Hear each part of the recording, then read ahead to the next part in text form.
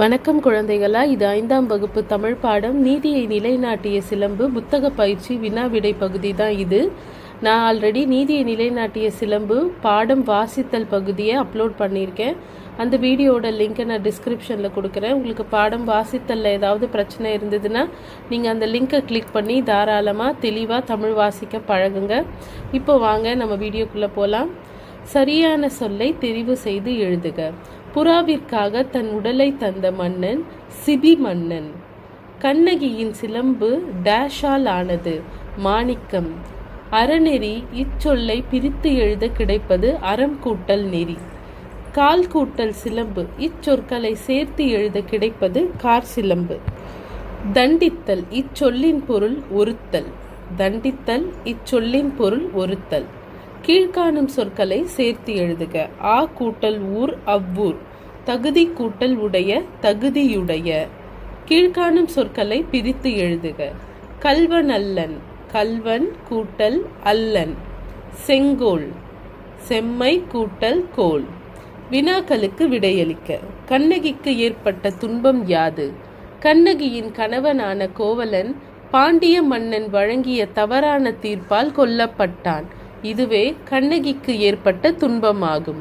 விடை: கண்ணகியின் கணவனான கோவலன் பாண்டிய மன்னன் வழங்கிய தவறான தீர்ப்பால் கொல்லப்பட்டான்.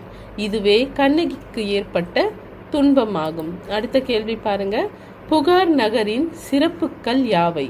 விடை: ஒரு புறாவுக்காக தன் உடலையே தந்த சிபி மன்னனும் பசுவிற்கு நீதி வழங்குவதற்காக தன் மகனை தேர்காலில் இட்டு கொன்ற மனுநீதி சோழனும் வாழ்ந்த சிறப்புக்குரியது புகார் நகரம்.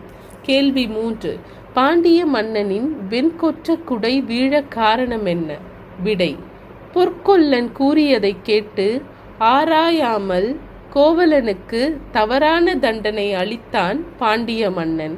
ஆதலால் அவனுடைய வெண்கொற்ற குடை வீழ்ந்தது. கூடுதல் வினாதான் பார்க்க போறோம். கோவலன் கல்வனல்லன் என்பதை கண்ணகி எவ்வாறு நிரூபித்தாள்? விடை: என் கணவன் கல்வனல்லன். அவனிடம் இருந்த சிலம்பும் அரசிக்குரிய சிலம்பன்று. அதன் இணை சிலம்பு இதோ என்னிடம் உள்ளது.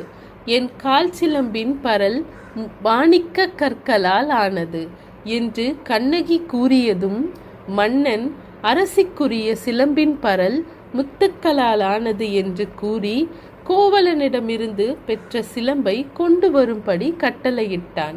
கண்ணகி அச்சிலம்பை எடுத்து தரையில் போட்டு உடைத்தாள். அச்சிலம்பில் மாணிக்க பரல்கள் இருந்தன. இதை கண்டதும் மன்னன் தன் தவற்றை உணர்ந்தான். இவ்வாறு கண்ணகி கோவலன் கல்வனல்ல என்பதை நிரூபித்தாள். அடுத்து பாருங்க, இதுவும் கூடுதல் வினாக்கள் தான். பசுவிற்கு நீதி வழங்க தன் மகனை தேர்காலில் இட்டவர். விடை: மனுநீதி சோழன். கண்ணகி கோவலனின் மனைவி. பழியில்லா சிறப்பினையுடைய புகழ்மிக்கவன் மாசாத்துவான். பழியில்லா சிறப்பினையுடைய புகழ்மிக்கவன் மாசாத்துவான். பழி சொல்லுக்கு அஞ்சி உயிர் நீத்தவர் பாண்டிய மன்னன் நெடுஞ்செழியன். கண்ணகியின் கார் சிலம்பு எந்த பரல்களால் ஆனது? மாணிக்க பரல்களால். ஓகே குட்டீஸ், இந்த வீடியோ பிடிச்சிருந்தா லைக் பண்ணுங்கள். இது யாருக்கெல்லாம் யூஸ்ஃபுல்லாக இருக்குமோ அவங்களுக்கெல்லாம் ஷேர் பண்ணுங்கள். சேனலை சப்ஸ்கிரைப் பண்ண மறந்துடாதீங்க. அதாவது புத்தக பயிற்சி முடிக்காதவங்க புத்தக பயிற்சியை முடித்து வச்சுடுங்க. எக்ஸாமுக்கு படிக்கிறவங்க தெளிவாக படித்து நல்லபடியாக எக்ஸாம் எழுதுங்க. ஓகே குட்டீஸ், அடுத்த வீடியோவில் அடுத்த லெசனோடு உங்களை வந்து பார்க்குறேன். பாய் குட்டீஸ்.